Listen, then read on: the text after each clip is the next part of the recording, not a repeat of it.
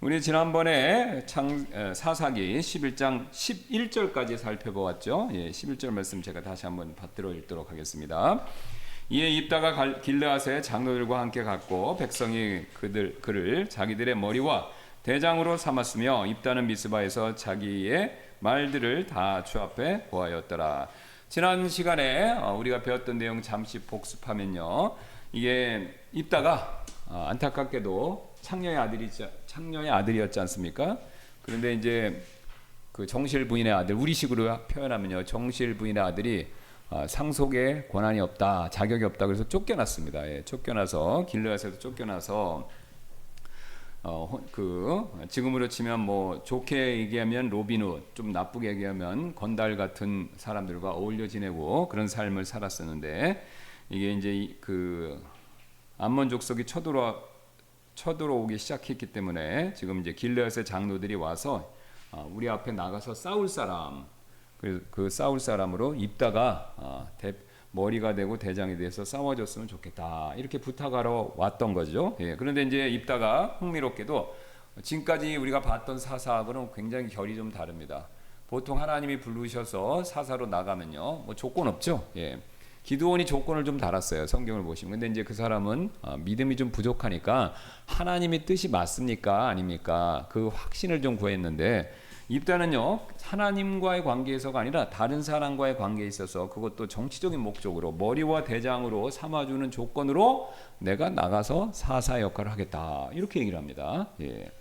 자, 이렇게 앞장서주면 머리와 대장으로 삼아준다라는 조건으로 돌아가는 내용까지 살펴봤죠. 자, 그런데 입다는 우리가 또 이상한 행동을 좀 합니다. 오늘 입다를 보시면 보통 사사하고 다르다라는 것을 우리가 여러 가지 면에서 확인할 수 있는데요. 보통 사사들은 이렇게 이제 어쨌든 뭐 그런 정치적인 조건을 걸었다 안 걸었다를 떠나서 부름받아서 그러면 적이 쳐들어오면, 주변에 가나안 민족이 쳐들어오면 두 말 안 하고 싸우러 나가요. 근데 싸우러 안 나가고 입다는요, 다음과 같이 12절 말씀 보시면 전령을 먼저 보냅니다. 제가 12절 읽겠습니다. 입다가 암몬 자손의 왕에게 전령들을 보내어 이르되, 내가 나와 무슨 상관이 있기에 내가 나를 대적하여 와서 내 땅에서 싸우고자 하느냐 하더라. 자, 지금 어떤 면에서 굉장히 지혜롭죠. 무조건 나가서 싸우기보다는요, 화평을 구하는 모습을 보이고 있습니다. 자, 그래서 우리가 여기서 굉장히 중요한, 성경에서 말하는 중요한 진리 한 가지를 우리가 발견하고 배우게 되는데요. 우리는 가능한 한 모든 사람과 화평하게 지내야 된다. 이건 제 얘기가 아니죠. 성경에서 하나님께서 강조해서 하시는 말씀입니다. 그래서 여기 로마서 12장 18절에 나와 있지 않습니까? 가능하다면 너희가 할 수 있는 대로, 보세요, 모든 사람과 화평하게 지내라. 자, 이 말씀대로 우리는 가능하다면요, 모든 사람들과요, 어떻게 해요? 화평하게 지내셔야 합니다. 아멘이죠? 이거 제 얘기가 아닙니다. 하나님께서 이렇게 말씀하셨잖아요. 화평하게 지내야 된다.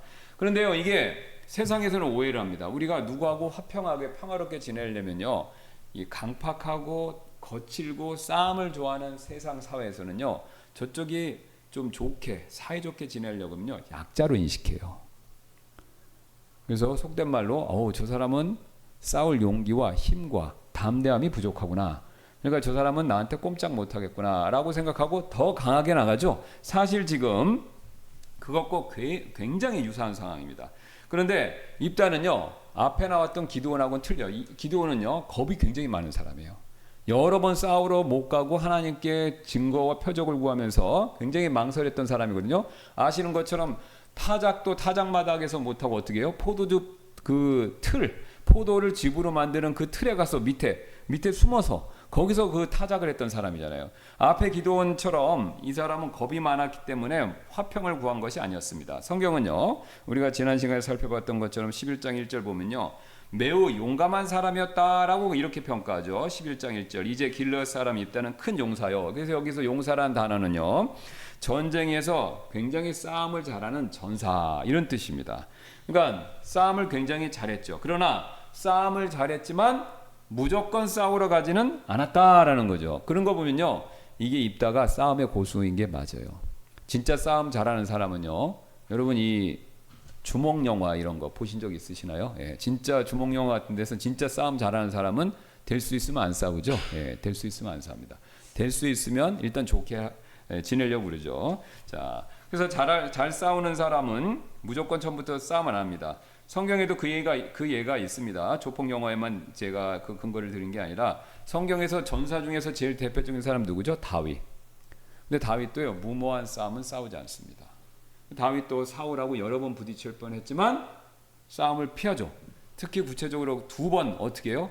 사울을 죽일 수 있는 기회가 있었지만요. 그런 엔게디 동굴하고 그 다음에 10광야의 그 진지에 그렇죠? 예, 한 번은 그 엔게디 동굴에서는 사울이 자기 발로 들어왔고 그 다음에 10광야의 그 진지에서 차보는 다윗이 자기 부하와 함께 쳐들어갔고 그렇죠? 잠자고 있는 사울을 보지 않았습니까? 창 꽂아놓고 물병 아시는 것처럼 그렇게 다윗이 직접 싸움을 걸고 또 사울을 죽일 수도 있었지만 다윗은 그런 무모한 싸움은 피했다라는 거죠. 자, 이처럼 입다 역시 화평을 먼저 추구했고요. 그래서 이제 편지를 딱 보냈는데 그랬더니 아니나 다를까 암몬 왕은요 입다가 좀 나약하고 유약한 사람인가 보다 생각하고 다음과 같은 무리한 요구를 하는 장면이 13절에 나옵니다. 이에 암몬 자손의 왕이 입다의 전령들에게 대답하되 보세요. 이스라엘이 이집트에서 올라올 때 아르논에서부터 야복과 요르단 강에 이르기까지 내 땅을 빼앗았기 때문이니라. 보세요. 자기 땅 빼앗았다고 그러죠. 그러므로 이제 그 땅을 다시 돌려주라 하더라. 예, 지금 앞에서 말씀드린 것처럼 입다를 안 싸우려고 그러니까 살짝 얕잡아 보고 어떻게 해요? 땅 돌려달라 이렇게 얘기를 합니다. 땅을 돌려달라. 자, 그렇다면요 오늘 우리가 암몬 왕처럼 무리한 요구를 하면서 무조건적으로 나는 평화롭게 잘 지내려고 그러는데 싸움을 걸어오는 사람 그런 사람이 있다면 어떻게 대해야 될까? 오늘 입다가 그 대표적인 예를 보여주고 있죠. 입다는 이렇게 대체를 합니다. 14절 또 이어서 보시면 입다가 또 이번에 한 번 더 암몬 자손의 왕에게 전령을 보내요. 그리고 그 암몬 왕의 요구가 얼마나 잘못되었는지를 무려 7가지 근거를 들이대면서 완전히 논박을 합니다. 예. 그래서 성경에서 이게 굉장히 논박을 잘하는 장면 가운데 하나인데요. 자, 이게 이제 지도를 보시면 잘 안 보이실 수가 있는데 일단 지도를 이제 눈에 한번 이렇게 거기 제가 유인물에도 있죠. 그걸 참고하시면서 그 밑에 있는 표를 한번 보시겠습니다. 제가 표에 그 지금 입다가 한 이야기를 15절부터 27절까지 이야기를 논증한 이야기를 제가 정리를 했습니다. 이해하시기 쉽게 그거를 쭉 보시면서 제가 설명을 드리겠습니다. 가장 먼저 보시면요 15절부터 18절에 걸쳐서 입다가 이제 그 암몬 왕의 그 요구가 부당하다라는 것을요 어떻게 논박하냐면요 그거 어떻게 주장하냐면 이스라엘은 암몬이나 모압의 땅을 뺏은 적이 없다. 예. 그럼 왜 안 뺏었느냐라고 했을 때 에돔과 모압의 통행을 요청했으나 거절당했고 그래서 그들의 영토를 침범하지 않고 우회했다. 그러니까 지금 이스라엘이 지금 암몬 땅을 뺏었다라는 주장은 사실과 다르다. 그걸 입증하는 겁니다. 지금 이게 뭐냐면 이스라엘 백성이 출애굽해서 가나안에 들어갈 때 저 직접 가자고 그랬는데 그 허락을 안 하니까 통과해서 가려고 그러니까 허락을 안 하니까 이렇게 돌아간 거거든요. 그 돌아간 사실을 얘기하는 겁니다. 그래서 제가 11장 15절부터 18절을 빨리 읽도록 하겠습니다. 그러니까 지금 암몬이나 모압의 땅을 안 뺏었다 이 이야기를 이해하시고 들으시면 15, 18절이 쉽습니다. 그에게 이르되 암몬 왕에게 이르되 입다가 이같이 말하노니 이스라엘은 모압 땅과 암몬 자손의 땅을 빼앗지 아니하였느니라. 그러니까 돌려줄 이유가 없다 이거죠. 다만 이스라엘이 이집트에서 올라올 때 광야를 통해 홍해에 이르고 가데스에 이르렀고 자 가데스까지 갔다가 그때 이스라엘의 전령들을 에돔 왕에게 보내어 이르기를 청하건대 내가 내 땅을 통과하게 하라 하였으나 에돔 왕이 그 말에 귀를 기울이지 아니하였고 또 그와 같이 그들이 모압 왕에게 보내었으나 그도 동의하지 아니하므로 이스라엘이 가데스에 머물렀노라. 18절 그 후에 그들이 광야를 따라가며 에돔 땅과 모압 땅을 돌아서 지나갔으며 또 모압 땅 동쪽 편으로 와서 아르논 맞은편에 진을 치고 모압의 경내는 들어가지 아니하였으니 이는 아르논이 모압의 경계였기 때문이라. 지금 보세요. 저기 밑으로 이렇게 돌아서 저쪽에 오른쪽에 보이시는 보라색 있죠. 지금 그게 암몬 왕의 땅이에요. 그러니까 지금 암몬 왕의 땅은 중간에 지금 노란색으로 지금 칠해진 부분 있죠. 지금 저 땅을 달라고 그러는 거예요. 그런데 저 땅은 원래 암몬 사람의 땅이 아니다 이런 거예요. 그리고 우리가 그거를 돌아서 이렇게 갔다. 지금 그 얘기를 하는 겁니다. 예, 그러니까 이제 우리가 저렇게 돌아서 갔기 때문에 암몬하고는 상관이 없는 거다. 그 다음에 19절 22절 문제가 된 저 땅은 원래 또 지금 저 노란색 저 땅이요. 그림을 보셔야 됩니다. 그거는 원래부터 암몬 자손 땅이 아니었다라는 거예요. 그럼 누구 땅이냐? 그것은 바로 아모리 족속의 땅이었어요. 아모리 왕 시온의 영토였고 그나마도 시온이 먼저 공격을 했기 때문에 할 수 없이 싸워서 뺏은 거다 이거예요. 이스라엘 백성은 먼저 쳐들어간 적이 없습니다. 통과만 해달라? 그래서 거부하면 돌아가고 그런데 통과만 해달라고 그래서 거부했는데 저쪽이 쳐들어오면 할 수 없이 싸운 거예요. 그래서 싸워서 얻은 땅이 저 땅이다 이거예요. 지금 이스라엘이 차지하고 있는 땅이죠. 자, 그래서 19절부터 22절까지 이렇게 얘기합니다.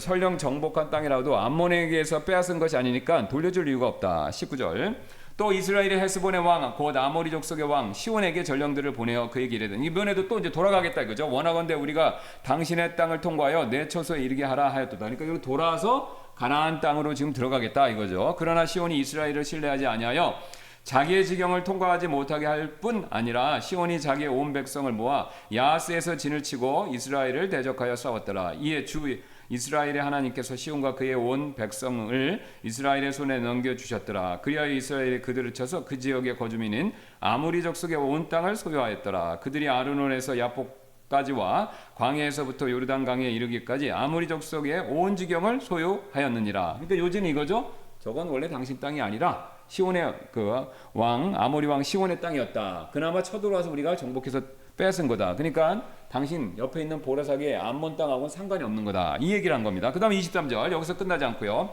하나님께서 이스라엘에게 주신 땅이다. 그러니까 승리는 하나님께서 내리신 판결이기 때문에 하나님이 아모리 족속을 쫓아내셨기 때문에 이게 하나님 주신 땅이니까 부정할 수가 없다 이거죠. 그래서 23절 이제 주 이스라엘 하나님께서 그렇게 아모리 족속을 자신의 백성 이스라엘 앞에서 쫓아내셨거늘 내가 그 땅을 소유하겠느냐. 그러니까 하나님이 주신 땅인데 어떻게 아모리 족속 암논 족속 너희가 그걸 땅을 빼앗아 갈 수 있겠느냐 이렇게 얘기하는 거죠.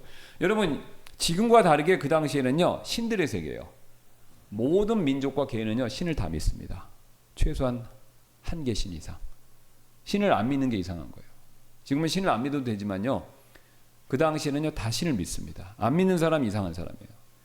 그러면 국가도 믿고 개인도 믿는데 그래서 국가의 전쟁이나 영토는요 다 신이 주신 선물이라고 생각해요. 왜요? 신한테 빌어야 되니까. 전쟁에서 승리하게 해주세요. 이 영토에서 얻을 수 있게 해주세요. 경제적으로 농사 잘 되게 해주세요. 그러니까 국가의 크고 작은 대사는요 다 신이 축복해 주신 결과고 신이 인도하신 결과다. 다 그렇게 믿습니다. 그러니까 저 땅을 지금 시온 왕 땅을 지금 시온 왕 그러니까 아모리 왕 시온의 땅을 빼앗은 거는 우리가 그냥 빼앗은 게 아니라 누가 주셨다는 거예요? 우리가 믿는 하나님 주셨다는 거예요. 그러니까 신이 준 땅이니까 그 니네가 관여할 바가 아니다 이거죠. 그러니까 일종의 그러니까 이게 하늘에서 준 권한이다 이겁니다. 그러니까 지금 우리는요 등기부 등본을 띄면요 그 등기부 등본을 떴을 때 등기를 할 때 재산을 부동산이나 아파트 같은 재산을 살 때 등기를 하면요 그 등기를 누가 인정해 주는 겁니까? 국가의 법이죠. 그렇죠?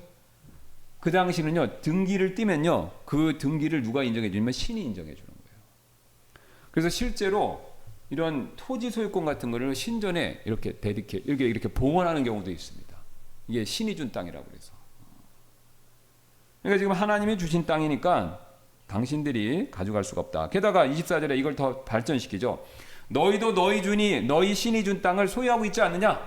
그러니까 니네도 가지고 있는 땅도 니네 신이 줬다고 믿는다면서 그러면 우리가 가지고 있는 땅도 우리 하나님 주신 땅이니까 우리도 그래서 갖고 있는 거야. 그 얘기죠. 그래서 24절에 그 얘기를 이렇게 합니다. 너희 신 그모스가 내게 주어 소유한 것을 내가 소유하지 아니하겠느냐? 그러니까 저기 보라색 땅 저기 너네 신 그모스가 준 거라며.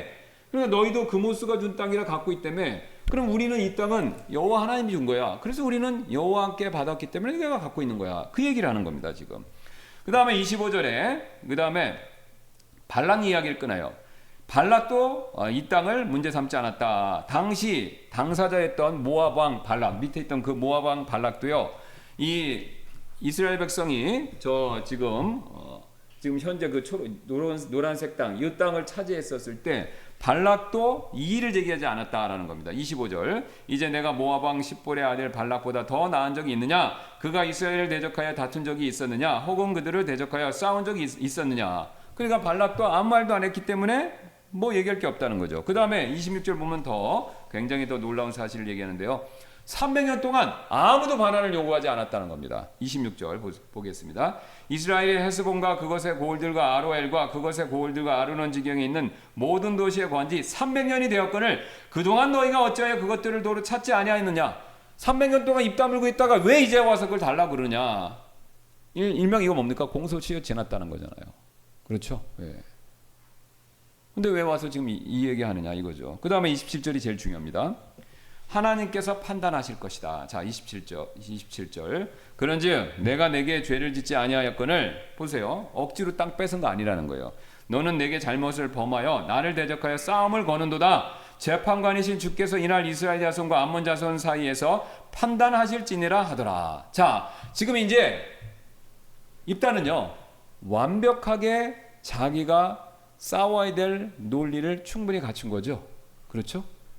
이거 네가 엉뚱한 얘기에서 싸움을 걸고 나는 평화를 원했는데 싸움을 걸고 억측을 부려서 이걸 달라고 그러는데 그거 말도 안 되는 소리다. 게다가 하나님이 재판관으로서 이 모든 것을 판결해 주실 것이다. 이렇게 이제 선언을 합니다. 자, 그래서 이게 분석을 하면요. 여기 빠르게 한번 보시면 이제 7가지 근거를 지금까지 제시한 거죠. 첫째, 사실을 제시한 겁니다. 첫 번째 사실은 이스라엘은 니네 땅을 빼앗은 적이 없다 이거죠. 암몬 땅이 아니었다는 거예요. 그다음 두 번째는 역사적인 내용을 제시하죠. 그 땅의 소유권은 원래 암몬이 아니라 아모리 왕 시온 땅이었다. 그 다음에 하나님의 주권을 23절에서 제기하고 있죠. 하나님이 주신 거다. 그 다음에 이제 상대방의 논리로 그모스가 줬다며 그러면 우리도 하나님이 주신 거니까 우리 거지 그렇게 얘기하고요. 그 다음에 다섯 번째로 과거의 선례로 과거의 선례를 얘기해서 지금 발락도 아무 얘기를 하지 않았다 얘기하고 300년 동안 역사를 제시했고 그 다음에 최종 판단을 하나님께 맡긴다. 이렇게 구구절절 옳은 얘기만 딱 한 겁니다. 그러니까 암몬 왕의 반응이 흥미롭죠. 28절 보겠습니다. 그러나 암몬 자손의 왕이 입다가 사람을 보내어 말한 것에 어떻게 해요? 귀를 기울이지 아니하더라. 자, 입다가 이야기를 굉장히 잘했지만요. 입다의 모든 노력은 어떻게 됐습니까? 물거품이 됐습니다. 자, 여기서 화평과 관련된 굉장히 중요한 교훈 또 하나를 우리가 배우게 되는데요. 두 번째 원리입니다. 우리는요. 화평을 구하는 데까지만 화평을 추구하는 데까지만 책임이 있고요. 화평의 결과는요. 재판관이신 하나님께 맡겨야 된다라는 그 사실이죠. 예. 자, 우리가 이것도 굉장히 화평을 구하는 일에 있어서 중요한 원리가 되는데요. 지금 보세요. 일단은요. 자기 몫을 다했어요. 일단 싸우지 않으려고 그랬고요. 그 다음에 상대방의 억측에 대해서 조곤조곤 논리적으로 역사적으로 신학적으로 설명을 다 했습니다. 그런데 마음을 닫은 건 누구죠? 상대방이죠. 암몬 왕의 마음을 딱 닫고 그걸 거부하지 않습니까? 그러면 내가 화평, 평안, 화해의 손을 내밀었는데 저쪽에서 그 손을 받아들이지 않으면 어떻게 되는 겁니까? 그 결과는 내가 책임지는 게 아닌 거예요. 그때부터는 어떻게 되냐면요. 하나님께 맡겨야 된다라는 겁니다. 바울이요. 이 두 가지 그 사실을 굉장히 이렇게 정확히 표현했는데요. 앞에서 우리가 살펴봤던 대로 가능하다면 너희가 할 수 있는 대로 이게 중요합니다. 그러니까 모든 사람과 화평하게 지내라라고 했는데 조건이 붙어요. 가능하다면 너희가 할 수 있는 대로. 이거는 뭐냐면요. 우리가 모든 사람과 화평하게 지내려고 할 때 100% 화평하게 지내는 것이 성공하는 건 아니다. 그 열매를 맺는 건 아니라는 거예요. 그러나 가능하다면 할 수 있는 대로. 그러니까 가능성하고 나의 시도, 노력 이 두 가지를 얘기하는 거죠. 자, 그래서 화평하라라는 것은요 명령이지만 늘 가능한 것은 아니다라는 것을 성경이 스스로 인정하고 있습니다. 그래서 앞에서 말씀드렸던 것처럼요. 우리에게 맡겨진 것은요. 화평하기 위한 시도와 노력이지 결과까지 우리가 책임지려고 하실 필요, 부담까지 느끼실 필요는 없다라는 거죠. 왜요? 최종 판단은 누가 내리시는 겁니까? 하나님께 맡기셔야 돼요. 하나님께 맡기셔야 돼요. 입다는요. 그 부분에 있어서 굉장히 오늘 지혜롭게 행동했습니다. 거절해? 기분 나쁘죠? 자, 우리가 이게 어떤 사람이 억지 논리 피면요 논박을 해요. 이게 정치 프로그램 같은 데 보면 굉장히 잘 나오지 않습니까? 그러면 말도 안 되는 소리를 막 해요. 그러면은 막 그거를 철저하게 팩트 폭격 그러죠. 막 해갖고 막 했습니다. 근데도 그 사람이 막 안 듣고 막 어거지 부리고 그러면요, 화나잖아요. 그러죠? 화가 나갖고 그 다음에 막 쌍소리로 갈 수도 있고 폭력이 오갈 수도 있죠. 예, 그런 경우는 뭐 정치 프로그램에 거의 없지만 일반 대화를 하다 뭐 그럴 수 있는데 입단은 그렇게 하지 않았습니다. 자기 감정에 휘말려서 그런 폭력적인 행동을 안 했고요. 마지막이 멋있습니다. 그는요, 재판관이신 주님께서 이날 판단하실 것이다. 딱 그렇게 마무리를 짓죠. 거기 27절에 그렇게 나오지 않습니까? 재판관이신 주께서 이날 이스라엘 자손과 암몬 자손의 사이에서 판단하실지니라. 이렇게 결론을 딱 내립니다. 이게요, 로마서 잘 아시는 12장 19절에 원수 갚는 일은 내 것이 아니고 하나님께 속한 거다. 그거랑 딱 논리가 영적으로 딱 맞습니다. 12장 19절 로마서, 지극히 사랑하는 자들아 너희 스스로 원수를 갚지 말고 도리어 진노하심에 맡기라. 이는 기록된 바 원수 갚는 일은 내 것이니 내가 갚으리라. 주가 말하노라 하였기 때문이라. 여러분 그렇습니다. 화평을 추구하는데요, 상대방이 안 받아들일 수 있어요. 분내시고 흥분하셔갖고 막 물리적인 행동까지 하실 필요가 없습니다.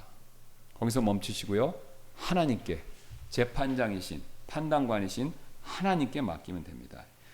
우리는 반드시 이렇게 하셔야 될 이유가 있습니다. 왜 그렇죠? 우리가 화평을 추구하고 결론을 내가 분을 내고 내가 어떻게 해보려고 더 오버하지 않고 하나님께 딱 맡기면요, 하나님께서 우리에게 주시는 선물이 있어요. 그게 뭐냐면요, 상황이 직접적으로 해결되는 것은 아니지만요, 하나님이 마음에 자유함을 주세요. 이게 중요합니다. 이게 중요해요. 제가 쉬운 예로 한번 쉽게 설명을 드릴게요. 아버지가 있었어요. 근데 자식하고, 장성한 자식하고 완전 틀어진 거예요. 척진 거예요. 근데 이제 아버지가 어떻게든 관계를 풀어보려고 손을 계속 내미는 겁니다. 편지도 쓰고 전화도 걸고 그 다음에 명절마다 오라고 초대도 하는 거예요.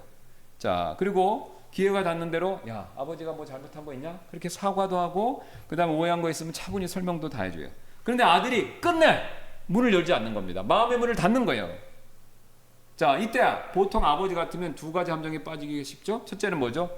아, 내가 더 했어야 되나? 우리 아들한테 더 좀 이렇게 용서를 구하고 더 했어야 되나? 라고 하면서 죄책감에 빠지거나요. 아니면 또 다른 함정은요, 내가 이만큼 했으면 됐다.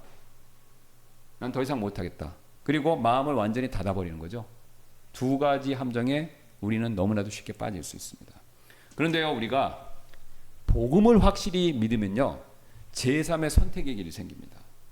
자, 어떤 것이냐면요, 내가 할 수 있는 모든 것 다 하고 앞에서 말씀드린 대로 하나님께 딱 맡기면요, 그리고 언제든지 그 아들이, 내 자식이, 나와 척진 사람이, 하나님께 맡겼던 그 사람이 마음을 바꾸고 돌아오면 나는 언제든지 받아주겠다. 그렇게 마음을 열어놓고 계시면요, 내 마음에요, 평안과 자유함이 계속해서 유지가 될 수 있습니다.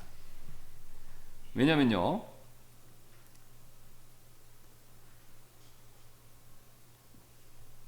우리가 그렇게 마음을 열어놓을 수 있는 근거는요, 사실 이미 우리가 십자가의 보혈을 통해서 주님께 용서받은 사람이기 때문에 그렇습니다. 우리의 부족함에도 불구하고 하나님이 용서해 주셨고, 우리 탕자 얘기 보세요. 아버지가 마음을 열어놓고 계속해서 기다려 주셨잖아요.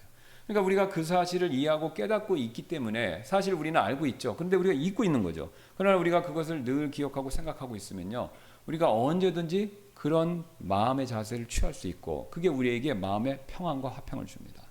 탕자의 아버지는요, 마음의 옥죄고 무겁고 힘들었던 게 아니에요. 이미 용서했고 아들을 기다리고 문을 열어줬잖아요. 그러니까 그 아버지의 마음 상태는 이미 자유함이 있었던 겁니다. 물론 집 나간 자식에 대한 안타까움이 있었지만 그와 반대되는 자유함은 또 있었던 거예요. 왜요? 하나님께서 책임져 주시고 돌아오게 해주시겠구나라는 믿음이 있었기 때문에 그렇습니다. 그래서 우리도 똑같습니다. 우리가 십자가의 복음을 생각한다면요, 하나님께 맡기시고 기다리시면요, 자유를 얻습니다. 이게 우리에게 굉장히 필요한 거죠. 자, 예수님 한번 생각해 보세요. 억울하게 평화롭게 하려고 했다가 억울하게 고난당하시고 죽으신 분이 바로 우리 예수님보다 더 억울한 분이 어디 있습니까? 예수님은 화평을 주고받고 모든 사람과 좋게 사이좋게 지내시려고 그랬잖아요. 그런데 오히려 욕을 얻어먹고 그 다음에 욕 얻어먹는 것에 끝나지 않고 억울한 죽임까지 당하셨잖아요. 그게 베드로전서 2장 23절에 그 사실 이렇게 설명하지 않습니까? 그분은 욕을 당하시되 맞대어 욕하지 아니하시고 그 다음에 마지막이 중요하죠. 의롭게 심판하시는 분께 자신을 맡기셨느니라. 오늘 입다처럼요. 욕했지만 맞대어 욕하지 않고 주님의 심판하심에 그대로 맡긴 거예요. 그 예수님이 그 방법을 그대로 지금 입다가 따라하고 있는 거죠. 자, 그래서 예수님은요, 자신이 정당하심에도 불구하고 맞서 싸우려고 하시지 않았습니다. 오히려 하나님께 모든 걸 맡기셨고 그 대신 갚아주시는 하나님께서 모든 것을 결국 책임져 주셨던 거죠. 예, 우리도 똑같습니다. 저와 여러분 살아가면서 인생에 있어서 부딪히지 않는 일이 있어야 되지만 그렇지 않은 경우가 많이 있죠. 예, 많이 있습니다. 그럴 때마다 우리는 예수님이 오늘 쓰셨던 방법, 또 입다가 모형으로서 따라했던 것처럼 하나님께 맡기고 우리는 최대한 손을 내미는 것, 우리가 이것을 꼭 명심하고 실천할 필요가 있습니다. 왜냐? 그게 진짜 강한 자예요. 여러분, 주먹다짐 말 안 한다고 주먹다짐하는 사람이 강한 자가 아니라 용서하고 기다릴 줄 아는 사람이 사실 진짜 강한 사람입니다. 자, 이렇게 오늘 입다가 하나님을 재판장으로 모시고 자기가 먼저 나서지 않고 재판장으로 딱 모시자 하나님이 그걸 받으시고요. 그 증거로 놀라운 일을 허락하셨습니다. 바로 뭐냐면요. 하나님의 영이 그에게 딱 임한 거예요. 보세요. 입다가 하나님 말씀대로 하나님께 재판장이신 하나님께 맡겨버리니까 하나님의 영이 그에게 딱 임하면서 29절 보겠습니다. 그때 주의 영이 입다에게 임하시니 입다가 길르앗과 므낫세를 지나고 길르앗의 미스바를 지나서 길르앗의 미스바에서부터 암몬 자손에게로 나갔더라. 드디어 이제 하나님 판결을 내리신 거예요. 싸우러 가라. 주의 영이 임하니까 싸워야 됩니까? 말아야 됩니까? 주의 영이 임했는데 싸우러 가라. 그럼 이 얘기는 뭐예요? 하나님 받으셨다는 거죠. 하나님 함께 하셨다는 거죠. 그래서 성령 충만해서 입다가 앞으로 싸움으로 딱 나갔습니다. 자, 나갔는데 앞불싸. 이제부터 입다가 인간적으로 약한 면을 보여주기 시작합니다. 입다가 이상한 행동을 하는 거예요. 자, 하지 않아도 되는 행동인데요. 30절 보겠습니다.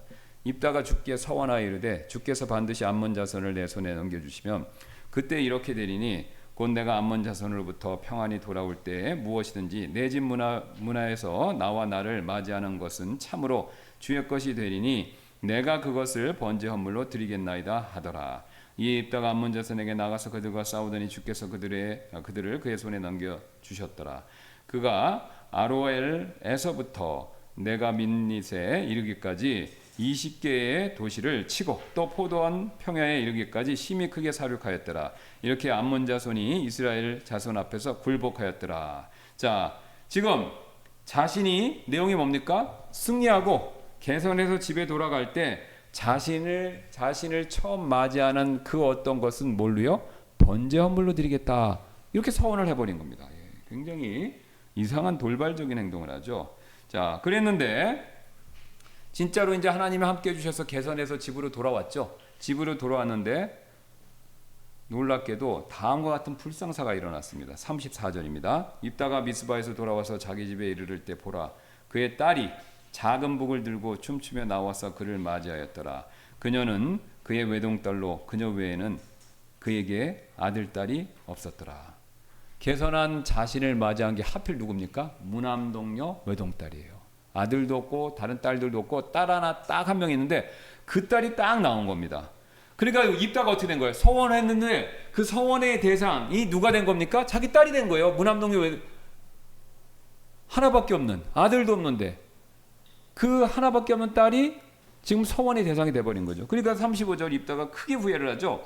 또 이 일이 일어났으니 곧 입다가 그녀를 보고 자기 옷을 찢으며 이르되 아 슬프도다 내 딸이여, 내가 나를 심히 비참하게 하였으며 나를 괴롭게 하는 자들 중에 하나가 되었도다. 이는 내가 주를 향하여 입을 열었으니 내가 돌이킬 수 없기 때문이로다 하더라. 여기서 우리 굉장히 또 중요한 교훈을 한 가지 배우게 됩니다.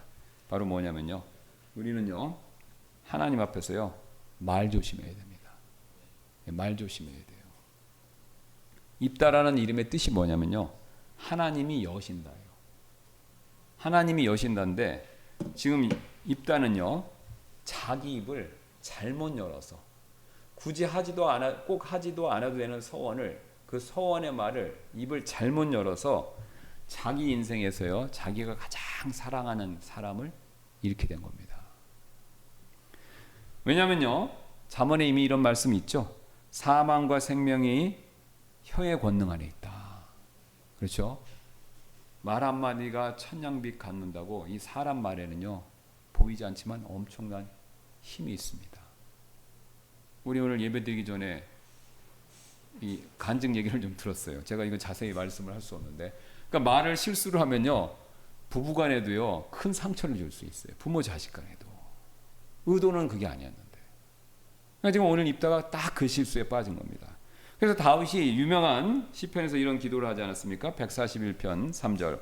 오 주여, 내 입 앞에 파수꾼을 세우시고 내 입술의 문을 지키소서.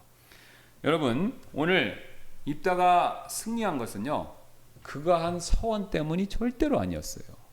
자, 우리 지난 시간에 배우신 분들은 아시겠지만, 지금 암몬 자손이 막 괴롭힐 때 하나님께서 어떻게 하셨어요? 싸다 싸, 그렇게 말씀 안 하시고 어떻게 했죠? 암몬 자손 때문에 고통받는 이스라엘 백성을 보고요, 크게 슬프게 여기셨다라고 얘기했죠. 생각나시죠? 10장 16절. 그들이 자기들 가운데 이방신을 제거하여 버리고 주를 섬기니 그분의 혼이 이스라엘의 고통으로 인하여 괴로워하셨더라. 지난 시간에 배웠죠.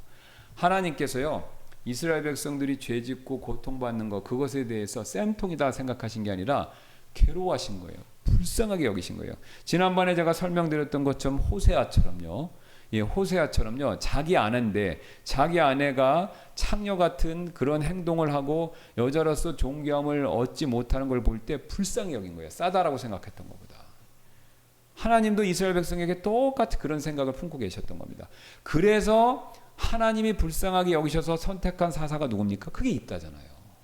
입다는 자기가 하나님께서 자기를 선택하기 전에 이미 하나님이 불쌍하게 여기셔서 그를 통해서 이스라엘 백성을 구원해 주시기로 작정을 다해 놓은 겁니다. 그런데 앞불사 입다는요, 어떻게 생각한 겁니까? 내가 하나님 앞에 딜을 걸면, 거래를 하면, 서원을 하면 하나님이 나에게 승리를 가져다 주시겠지, 이 생각에 빠져서 불필요한 말의 실수를 했던 거죠.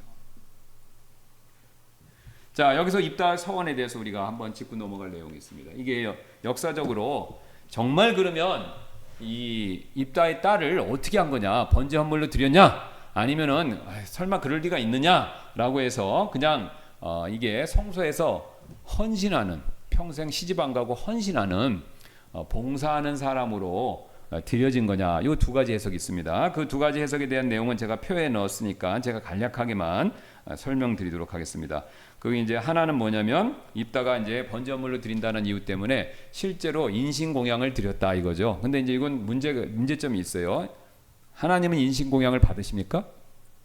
성경은 금지하고 있죠. 율법은 금지하는 겁니다. 그러니까 아무리 입다가 인신공양을 드린다고 했다고 하더라도 하나님이 그걸 받으셨을까라고 해서 이 입장은 좀 퀘스천이 있어요.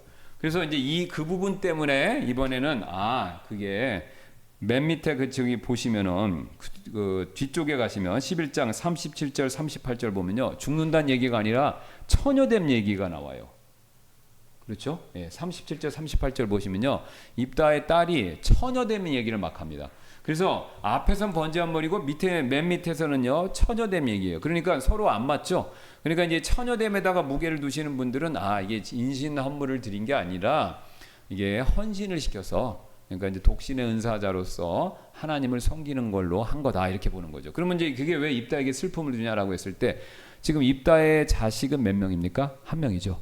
근데 한 명밖에 없는 딸을요, 헌신시켜서 시집을 안 보내면요, 그 다음에 뭐 요즘 세상은 안 갈 수도 있지, 그렇게 되지만 그때하고는 상황이 틀려요. 그때는요, 자식이 결혼을 안 하면요, 자손이 없으면요, 하나님이 약속해 주신 기업을 받을 수가 없어요. 유업을. 그러니까 이게 왜 다말 사건도 왜 생긴가? 유다의 다말 사건도 기업을 받아야 되잖아요, 상속으로. 그래야 이스라엘 땅을 받고 이스라엘 백성이 거기서 가업을 잇는 거거든요. 그러니까 그 자손이 없으면 그걸 못 받는 겁니다. 그러니까 입다가 이스라엘을 어렵게 구원해. 자기 목숨 걸고 싸워서 구해냈는데 결국은 자기가 가업을 받아야 되잖아요. 그렇죠? 기업을 받고 가업을 받아야 되는데 그 기업과 가업을 받아야 될 자기 자손이 없어지는 겁니다. 그러니까 인신, 재물을 들여도 없어지는 것이요, 헌신시켜도 없어지는 겁니다. 그러니까 둘 다 공통점은 똑같아요. 입다는 제일 중요한 것, 사랑하는 자식을 잃게 됐다. 그도 가업을 잃게 됐다. 이거는 공통점입니다. 어느 쪽을 믿든지 상관없습니다. 예. 자, 그렇다면 여기서 중요한 질문이 나오죠. 그럼 왜 입다는 성원했냐 이거예요. 성원 안 해도 되는데 괜히 입방정으로 왜 성원을 했냐 이거죠. 자, 이 사실을 우리가 이해하려면요, 이 부분을 이해하려면요, 우리가 입다의 삶을 다시 한번 되돌아볼 필요가 있습니다. 입다는요, 평생 조건부의 삶을, 조건부의 삶을 살 수밖에 없었던 사람이에요. 왜 그렇죠? 사생아죠. 쫓겨났죠. 그 다음에 불황자들과 같이 살아야 되죠. 그러니까 이 사람은요, 다른 사람하고 어울려 살면서 밀고 땡기고 이걸 잘해야 됐던 사람이에요. 그 근거가 뭡니까? 11장 9절에 길르앗 장로들 만났을 때 딱 뭐예요? 벌써 딜을 하잖아요. 그죠? 왜 찾아왔냐? 그러면서 나 대장 시켜주면 갈게. 딱 그러잖아요. 이 사람은 기다렸던 듯이 그게 나오는 겁니다. 저는 그래서 이 입다를 쭉 연구하면서 야, 이 사람 트럼프 대통령하고 비슷하구나. 거래 달인. 이스라엘의 트럼프구나. 제가 그 생각이 들었어요. 그 근거가 또 하나 있어요. 보세요. 입다가 이 거래 달인이란 또 다른 증거가 뭐냐면요. 곧바로 싸움을 안 가고 암몬 왕하고 어떻게 합니까? 거래를 하는 거예요. 그래서 요구 조건을 들어줄 것 같이 얘기를 하면서 자기가 논박을 하면서 거래를 하는 겁니다. 그러니까 입다의 삶은요, 어려운 삶을 살았기 때문에 거래하고 사람들하고 딜하고 그러면서 자신의 삶을, 인생을 헤쳐나갔던 사람이에요. 자, 그런데 거기까지는 좋습니다.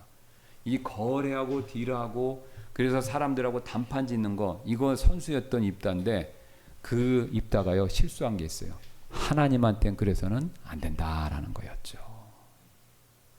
하나님한테는 거래하고 딜을 해서는 안 된다라는 거죠. 왜 그렇죠? 우리 하나님은요, 거래하시는 분이 아니에요. 그렇죠?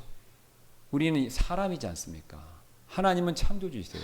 우리는 벌레고 먼지고 수증기입니다. 하나님이 벌레요 먼지요 수증기인 우리하고 거래하실 이유가 없습니다. 하나님이 우리에게 요구하시는 거는요, 의지하고 순종하는 거예요. 근데 우리가 이 세상 문화를 살다 보니까 사람들하고는 거래를 해야 돼요. 또 우리가 이 세상에서 뭔가를 성취하려면요, 거래를 잘해야 돼요. 즉 거래를 잘하는 사람이 결국은 많은 세상의 부와 지위와 모든 것을 얻다 보니까 우리가 그것에 심취해 있다 보니까요, 신앙의 영역으로 넘어와서도요, 하나님을 대할 때 나도 모르게 이렇게 하나님하고 딜하려고 하는 겁니다. 거래하려고 그러는 거예요. 그런데 하나님은요, 우리한테 빚진 게 없으신 분이에요. 그렇죠? 로마서 11장 35절에 이런 말씀이 있죠. 혹 누가 그분께 먼저 드려서 보답을 받겠느냐. 여러분, 왜 그렇습니까? 이 세상의 모든 것은요, 하나님 거예요. 하나님께로 나와서 하나님께 돌아간다. 로마서 11장 36절 이렇게 말씀 안 합니까? 이는 모든 것이 그분에게서 나오고 그분을 통하며 그분께로 돌아가기 때문이니 이는 그분께 영광이 영원토록 있으리로다. 여러분, 놀랍게도요, 지금 거래하는 입다, 그 거래의 능력을 주신 분도 누구십니까? 하나님이시죠. 재물 얻는 능력을 주신 분이 누구세요? 하나님이시죠. 여러분이 똑똑해서 지식이 월등하면요, 그 지적 능력을 주신 분도 누구세요? 그것도 하나님이세요. 물론 하나님이 지적 능력과 재물 얻은 능력, 거래 능력을 주셨다고 해서 번개불이 팍 와갖고 저절로 되는 것이 그렇게 되는 건 아니죠. 인간의 수고와 노력이란 것이 있지만요, 원천적으로는요, 그 은사와 탤런트 자체도 누가 주시는 겁니까? 하나님이 주시는 거예요. 또 내가 삶에서 내 재물 얻을 능력이나 지적 능력이나 기타 등등의 능력을 내가 발휘할 때 순간순간 도와주시고 문을 열어주시는 분도 누구예요? 하나님이시죠. 오늘 입다가 거래 능력을 충분히 가졌다 하더라도 거래할 수 있도록 길을 터주신 분이 누구셨어요? 하나님이시죠. 왜요? 하나님이 사사로 부르셨잖아요. 근데 입다는 이 사실을 놓쳤던 겁니다. 거래는요, 내가 이만큼 했으니 너는 이만큼 나한테 대신 갚아야 된다. 이렇게 얘기하지만요, 은혜는요, 값없이 내가 너한테 줬으니 값없이 누리라. 이게 바로 은혜의 원리입니다. 이사야의 유명한 말씀 있죠. 55장 1절. 돈 없는 자도 오라. 돈 없이 값없이 살아. 오늘 입다의 비극은요. 오늘 입다가 결국 자기 사랑하는 딸을 잃지 않았습니까? 입다의 비극은요. 바로 하나님의 이런 놀라운 은혜를 신뢰하지 못하고 믿지 못하고 자기의 습성대로 거래하려고 하다가 자기 꾀에 자기가 넘어가게 된 겁니다. 여러분, 그래서요, 우리는요, 항상 하나님의 은혜를 기억하시면서 하나님께 감사하고 하나님께 순종하는 자세를 가지셔야 됩니다. 제가 아는 어떤 목사님 이런 이야기를 들려주신 적이 있는데요.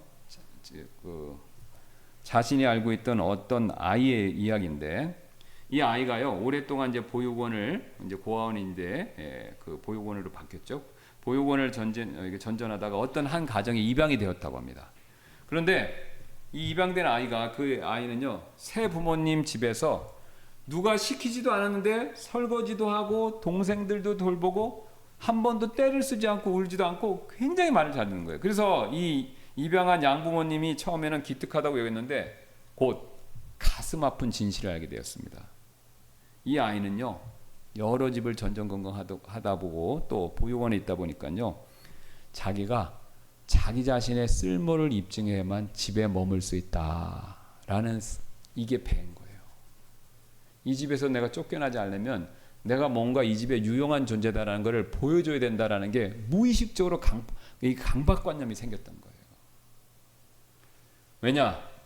이 아이는요,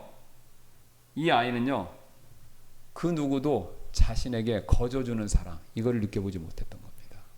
선물을 갖고 와도 누가 명절 때나 크리스마스 일 때 성적을 갖고 오면 선물을 갖다 주고 사진 찍고 가고 진심이 아니란 걸 느끼는 거예요. 그죠? 잘해주는데 뭔가 대가를 바라고 항상 이런 걸 느꼈던 겁니다. 그리고 거기 있으면서도 그 보육원의 원장님도 보면은 뭔가 말 잘 듣고 나한테는 더, 그 애들한테는 더 잘해주는 것 같고, 그러니까 항상 눈치가 빨랐던 겁니다. 자, 그런데요, 사실 제대로 된 부모님이라면요, 집안일을 더 시킬 것이 아니라, 그런 부모님은 제대로 된 부모님이 아니죠. 아이를요, 조건 없이 은혜로 사랑해주고 끌어안으면서 이런 말을 해야 제대로 된 부모님이지 않습니까? 너는 일을 잘해서 우리 가족이 된 것이 아니라 그냥 우리가 너를 사랑해서 너는 우리의 자녀가 된 것이란다. 그렇죠. 이게 진정한 부모의 사랑이고 부모로서 보여줄 수 있는 은혜이지 않습니까? 오늘 입다는요, 안타깝게도 방금 말씀드렸던 이 입양된 아이와도 같이 자랐던 사람이었습니다. 그 은혜라는 걸 모르는 거예요. 그러니까 항상 거래로 모든 걸 해결하려고 하다가 결국은 마지막에 자기의 딸마저 저렇게 잃어버리는 안타까운 어려움을 겪게 됐던 것이죠. 자, 그런데 여기서 우리가 이제 마지막으로 네 번째 굉장히 중요한 원리를 하나 더 배울 수가 있는데요. 하나님 앞에서 침묵 가운데 순종하는 일이 가장 귀한 일이다. 이제 마지막 36절부터 40절 말씀을 한번 보도록 하겠습니다. 여기 보시면요, 그녀가 그에게 이르되 내 아버지여, 만일 아버지께서 주를 향하여 입을 여셨으면 아버지 입에서 내신 말씀대로 내게 행하소서. 이는 주께서 아버지를 위하여 아버지의 원수들인 암몬 자손에게 원수를 갚으셨기 때문이니이다. 그녀가 또 자기 아버지에게 이르되 내게 이 일을 행하시되 곧 나를 2달 동안 홀로 있게 하시어 내가 내 동무들과 함께 산에 올라갔다가 내려와서 나의 처녀됨으로 인하여 애곡하게 하소서 하더라. 그가 이르되 가라 하더라. 그가 그녀를 38절 이나 38절입니다. 그가 이르되 가라 하더라. 그가 그녀를 2달 동안 보내니 그녀가 자기 동무들과 함께 가서 산 위에서 자기의 처녀됨으로 인하여 애곡하였더라. 39절 또 2달의 끝이 이 일이 일어났으니 곧 그녀가 자기 아버지께로 돌아왔고 그녀의 아버지는 자기가 서운한 대로 그녀에게 행하였으므로 그녀가 남자를 알지 아니하였더라. 그것이 이스라엘 가운데 풍습이 되었으니 이스라엘의 딸들이 해마다 가서 길르앗 사람 입다의 딸을 위하여 1년에 나흘씩 애곡하였더라. 지금 놀랍게도 성경은 이 마지막 부분에 있어서 이 두 사람을 나란히 이렇게 비교를 하고 있죠. 한쪽은 누굽니까? 아버지 입다. 그렇죠? 용사고 길르앗의 대장이고 암몬을 굴복시킨 정복자였죠. 그런데 이 사람은 어땠습니까? 협상하고 변론하고 서원하는 그런 사람이었죠. 그런데 반대편에는요, 그의 외동딸이 나오는데 이름조차 얘기를 안 합니다. 그런데 그녀가요, 이름조차도 얘기하는 외동딸이 나오는데 그녀는요, 딱 말을 한 번 하는 것만 나옵니다. 한마디만 나와요. 근데 그 말이 아버지처럼 협상하는 게 아니라 타협하는 게 아니라 불순종하는 것이 아니라 순종의 말 한마디. 36절 보겠습니다. 그녀가 그에게 이르되 내 아버지와 만일 아버지께서 주를 향하여 입을 여셨으면 아버지 입에서 내신 말씀대로 내게 행하소서. 이는 주께서 아버지를 위하여 아버지의 원수들인 암몬 자손에게 원수를 갚으셨기 때문이다. 여러분 놀랍죠? 아버지하고 딸은 완전히 다릅니다. 아버지는 불필요한 서원을 해서 후회하고 정말 옷을 찢는 비통함을 느꼈는데요. 이 딸은 정작 어떻게 합니까? 성경은 이름도 얘기해 주지도 않는데요. 아버지가 하나님 앞에 약속했으면 지키십시오. 처녀로서 하나님께 드렸든지 아니면 인신제물로 드렸든지 상관없이 자기 자신을 그대로 내어주는 순종을 보여주고 있습니다. 그러니까 아버지하고 굉장히 대조되는 거죠. 그래서요, 놀랍게도 입다가 전쟁에서 승리하는, 전투에서 승리하는 것은요, 32절, 34절 두 절만 얘기하는데 지금 입다의 딸에 대한 얘기는요, 훨씬 더 얘기를 많이 합니다. 훨씬 더 그 내용을 많이 얘기해요. 그리고 더 놀라운 거는요, 입다의 딸은 이름조차 성경에 기록되지 않았는데 지금요, 더 놀라운 것은요, 그녀는요, 온 이스라엘이 해마다 기억하는 사람이 되었습니다. 입다는 죽어서도 계속 기억했다라는 얘기가 없어요. 근데 누구는요? 입다의 딸은요, 해마다 기억했다 이렇게 얘기하죠. 여러분 생각해 보세요. 세상은요, 입다 같은 사람을 칭송하죠. 목소리 크고 협상 잘하고 성취가 화려한 사람, 그렇죠? 우리도 본능적으로 그런 사람 되고 싶어 하는 게 맞고요. 그래서 우리는 끊임없이 내 자신을 드러내고 인정받기 위해서 막 떠들고 내 가치를 증명할 거래를 찾아 나서 그러죠. 회사에서든지 내 이웃과 내 주변의 모든 사람들과의 관계에 있어서. 그런데요, 왜 우리는 그렇습니까?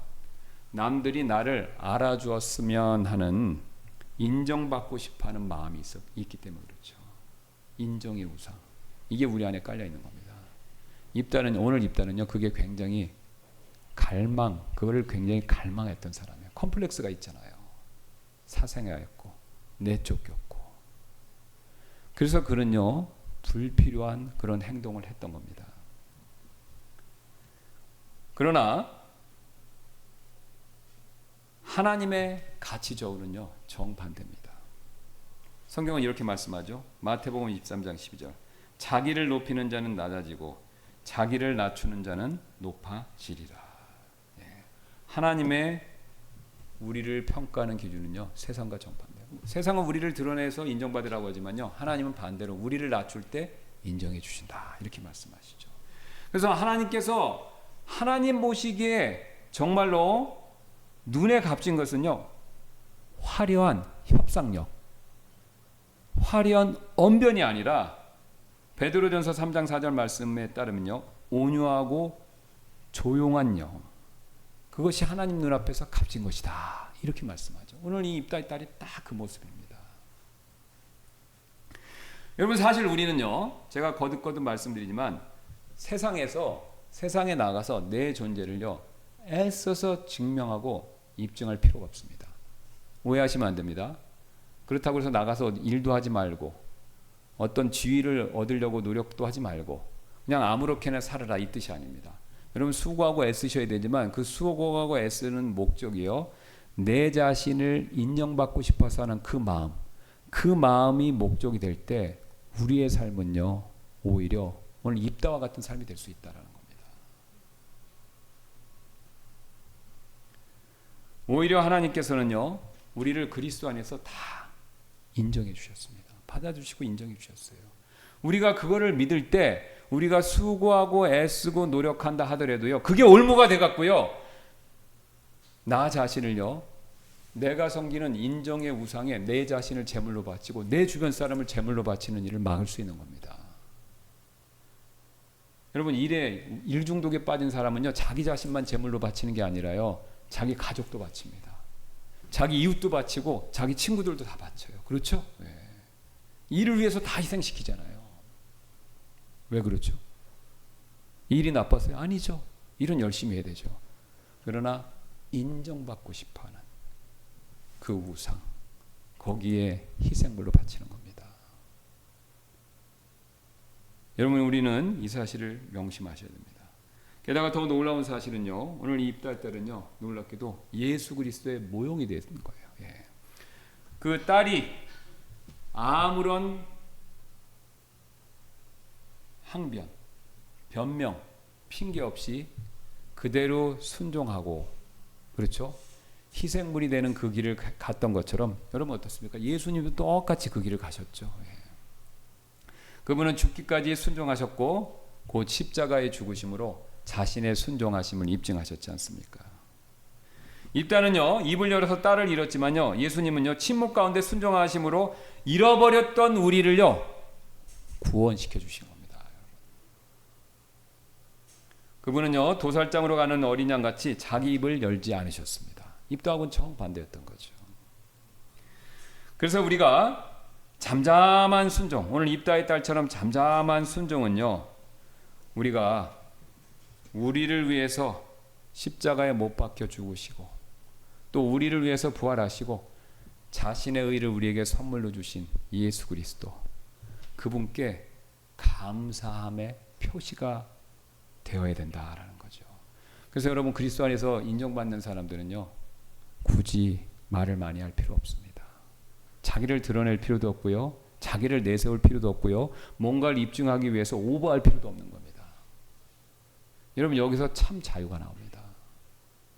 그런데 더 놀라운 거는요, 이걸 얻을 필요가 없어요. 왜요? 이미 주셨잖아요. 내 안에 있는 거예요. 그걸 어떻게 사용하는 겁니까? 성령님을 의지하면요, 내 안에 있는 그리스도가 작동을 막 하면서 내 안에 세상이 알 수 없는 평안과 만족과 기쁨과 성취감을 주는 겁니다. 여러분, 이게 하나님이 우리에게 주신 선물이에요. 놀라운 선물입니다. 이거를 누리는 삶이 하나님께서 원하시는 삶이에요. 그러면요, 내가 노력하다가 실패하고 또 내가 노력해서 잘 됐다 하더라도요, 실패했다고 낙담 안 하고 잘됐다고 교만에 빠지지 않습니다. 여러분, 예수님 보세요. 예수님 인기 얻는다고 해서 교만해지셨습니까? 아니면 십자가에서 다 배신당하고 이제 홀로 십자가의 길을 가실 때 그때 낙담하셨나요? 아니죠. 예. 고통스러워하셨지만 낙담하시진 않았습니다. 여러분, 똑같습니다. 그래서 우리는요, 자, 우리가 증명하려고 하는 입술을 닫고요, 은혜 안에서 안식과 쉼을 누릴 필요가 있습니다. 이것은요, 일하지 말라 이 뜻이 아닙니다. 일은 열심히 하세요. 그러나 일하는 목적이 무엇인지를 다시 한번 우리가 재정립해야 된다는 거죠. 인정받고 싶어하는 거, 또 남이 나를 알아주기를 원하는 거, 여러분, 그게 목적이 된다면요, 그게 우상이 될 수 있는 거고요, 그 우상에게는요, 끊임없는 희생물을 바쳐야 됩니다. 나 자신부터, 내 가족부터, 내 시간, 내 건강, 모든 걸 바쳐야 돼요. 그런데도요, 그 우상에게 바쳐서는요, 답이 없어요. 왜 그런지 아세요? 우상은요, 참된 만족과 답을 줄 수가 없는 존재예요. 하나님이 아니잖아요. 그러니까 우상에게 바치는 건요, 끊임없이 바치는 거예요. 그렇게 바치다가 어떻게 되는 겁니까? 결국 쓰러져서 탈진하는 거죠. 하나님은 그걸 원하시지 않습니다. 하나님은 우리에게 이미 주신 것을 누리기를 원하시는 겁니다. 그 모든 것은요, 예수 그리스도, 그분 안에 모든 것이 있고 주님께서는 의를 통해서 우리에게 모든 것을 주셨습니다. 그러니까 예수 그리스도는 우리의 모든 것이 된다는 사도 바울의 고백이 바로 그런 고백입니다. 이 사실을 명심하심으로써 오늘 입다와 같은 실수를 범하지 않는 저와 여러분들 되시기를 주님의 이름으로 소원합니다.